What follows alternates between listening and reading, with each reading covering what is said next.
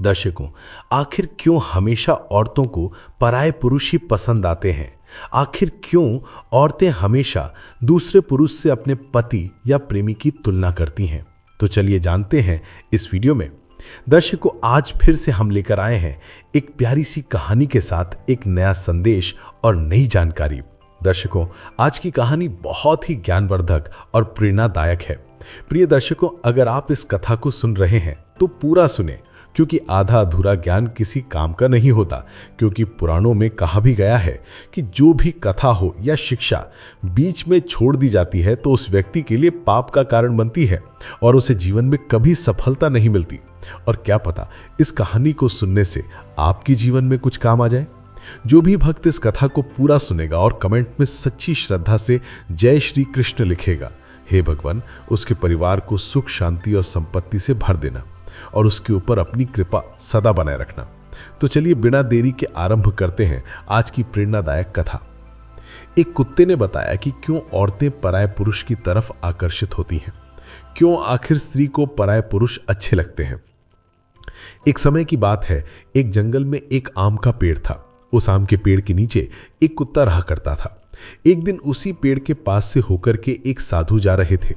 उन्हें थोड़ी सी थकान महसूस हुई तो वह संत जो थे उसी आम के पेड़ की छाया में बैठ गए, जिसके नीचे एक कुत्ता रहा करता था। वहीं जब कुत्ते की नजर उन साधु पर पड़ती है तो कुत्ता साधु से कहने लगता है, महाराज आप तो ज्ञानी हैं, हमको कोई ऐसा रास्ता बताओ जिससे कि शरीर पूरा होने के बाद हमें स्वर्ग की प्राप्ति हो। फिर कुत्ते की बात को सुनकर के वह साधु कहने लगते हैं, यदि तुम स्वर्ग में जाना चाहते हो तो तुम्हें मेरे प्रश्न के उत्तर खोजने होंगे। जिस दिन तुम्हें इन प्रश्न के उत्तर मिल जाएंगे उस दिन तुम्हारी समस्या का समाधान हो जाएगा। फिर साधु की बात को सुनकर के कुत्ता कहने लगता है, महाराज आप मुझे आप प्रश्न बताओ जिनका उत्तर मैं अवश्य ढूंढ कर रहूंगा। फिर साधु कहते हैं, हे कुत्ते, मेरा प्रश्न है, स्त्री को दूसरे का पति और पुरुष को दूसरे की पत्नी क्यों अच्छे लगते हैं? प्रिय दर्शकों, इस प्रकार दोनों प्रश्न बता करके वह साधु वहां से चला जाता है। वहीं साधु के चले जाने के बाद में कुत्ता उन प्रश्न का उत्तर ढूंढने के लिए चारों तरफ भटकता है, पर कुत्ते को संतुष्ट भरा उत्तर नहीं मिल पाता है। और इस प्रकार जब कुत्ता परेशान हो जाता है तो उसकी मुलाकात एक बूढ़े गिद्ध से हो जाती है। वह बूढ़ा गिद्ध कुत्ते से कहता है कि तुम शंकर भगवान के पास जाओ, तुम शिव जी के पास जाओ, वही तुम्हारी समस्या का समाधान कर सकते हैं।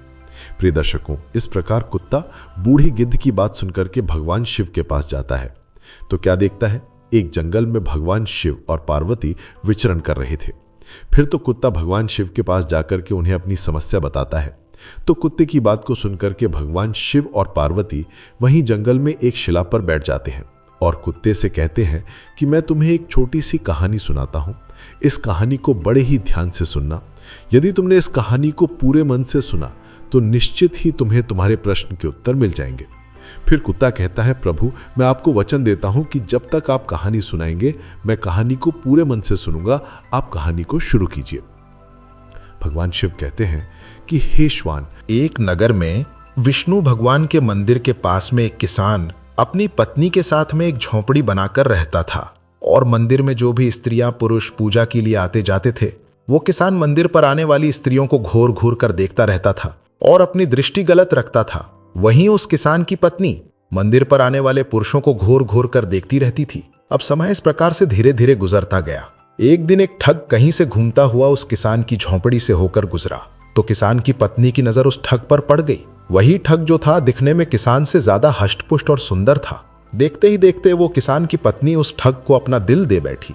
और वहीं मौका पा करके किसान की पत्नी ने उस ठग से कहा, मैं तुम्हें बहुत पसंद करने लगी हूं, तुम मुझे अपने साथ ले चलो। भगवान शिव कहते हैं कि हे श्वान, फिर उस किसान की पत्नी की बात सुनकर के वो ठग राजी हो गया और किसान की पत्नी से कहा, तुम्हें घर में जितना भी धन माल मिले चुपचाप निकाल कर ले आओ, फिर हम दोनों यहाँ से कहीं दूर चलकर सुख का जीवन जिएंगे। वहीं वो किसान की पत्नी घर में घुसती है और जितना भी धन चुरा सकती थी उतना लेकर के उस ठग के पास आ जाती है और फिर वो ठग उस किसान की पत्नी को लेकर के गांव से दूर निकल जाता है। वहीं थोड़ी देर के बाद में एक ठगनी उसी किसान की झोपड़ी से होकर गुजरती है। फिर उस किसान की नजर उस ठगनी पर पड़ती है। वहीं ठगनी किसान की पत्नी से बहुत ज्यादा सुंदर थी, इसलिए किसान उस ठगनी को अपना दिल दे बैठा और मौका पाकर के उस ठगनी से कहता है, मैंने तुम्हें जब से देखा है मुझे कुछ भी अच्छा नहीं लग रहा है, मैं तुमसे प्यार करने लगा हूँ। फिर ठगनी ने कहा, तो आप क्या चाहते हैं? फिर किसान ने कहा, हम तुम कहीं दूर चल करके एक साथ सुखपूर्वक रहेंगे। भगवान शिव कहते हैं कि हे श्वान, इस प्रकार उस किसान की बात सुन के वो ठगनी तैयार हो गई।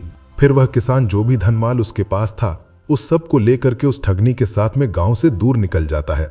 वहीं कुछ समय चलने के बाद में वह किसान की पत्नी और वह ठग, उधर किसान और ठगनी, इन सभी को चलते चलते एक नदी मिल जाती है। वहीं नदी के एक स्थान पर वह किसान की पत्नी और ठग बैठ जाते हैं और नदी के दूसरे दूर स्थान पर वह किसान और ठगनी बैठ जाते हैं। वहीं ना तो किसान को अपनी पत्नी के बारे में पता है कि वह ठग के साथ चली गई है, न ही किसान की पत्नी को किसान के बारे में पता है कि वह ठगनी के साथ चला गया है। भगवान शिव कहते हैं कि हे श्वान, नदी पर पहुंचने के बाद में वह ठग किसान की पत्नी से कहता है कि तुम ये गहना मुझे दे दो, मैं पहले इस गहने को नदी के पार रखूंगा और फिर तुम्हें नदी पार कराऊंगा। वहीं ठग की बातों में आकर के किसान की पत्नी धन उस ठग को दे देती है। वहीं पर वो ठग जो था धनमाल लेकर के उस किसान की पत्नी को उसी नदी में ढकेल देता है और धनमाल लेकर के वहां से चला जाता है। वहीं दूसरी तरफ ठगनी जो थी उस किसान से माल लेकर के उस किसान को नदी में धोखे से ढकेल देती है और माल लेकर के दूर चली जाती है। भगवान शिव कहते हैं कि हे श्वान, इस प्रकार वह किसान और उसकी पत्नी नदी में डूबते उछलते हुए एक स्थान पर मिल जाते हैं और फिर दोनों को अपनी अपनी गलती पर बड़ा पछतावा होता है। वहीं उस नदी के आसपास उन दोनों को बचाने वाला कोई नहीं होता है और इस प्रकार किसान और उसकी पत्नी की नदी में डूबकर मौत हो जाती है। अंत में भगवान शिव कहते हैं कि हे श्वान, जो अपने का नहीं हुआ वह किसी और का नहीं हो सकता है। अब तुम अपने प्रश्न का उत्तर सुनो। तुम्हारा प्रश्न था कि स्त्री को दूसरे का पति और पुरुष को दूसरे की पत्नी क्यों अच्छे लगते हैं।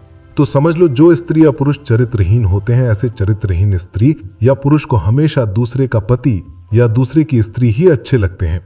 जिस प्रकार से वह किसान और उसकी पत्नी दोनों ही चरित्रहीन थे, न किसान को अपनी पत्नी अच्छी लगती थी और न ही किसान की पत्नी को अपना पति किसान अच्छा लगता था, इसलिए उन्होंने चरित्रहीनता की। और जो चरित्रहीनता करते हैं उन्हें निश्चित एक दिन अपने कर्मों का भोग भोगना पड़ता है। इसी वजह से उस किसान और उसकी पत्नी की नदी में डूबकर मृत्यु हुई।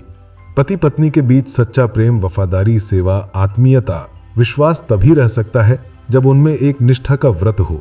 यदि कोई स्त्री अनेक पुरुषों से या कोई पुरुष अनेक स्त्रियों से गुप्त संबंध स्थापित करता है तो उसके शरीर में, रक्त में, मन में, मस्तिष्क में अनेक तत्व मिल जाने के कारण अस्थिरता, खींचतान, आकर्षण, विकर्ष के दौर चलने लगते हैं।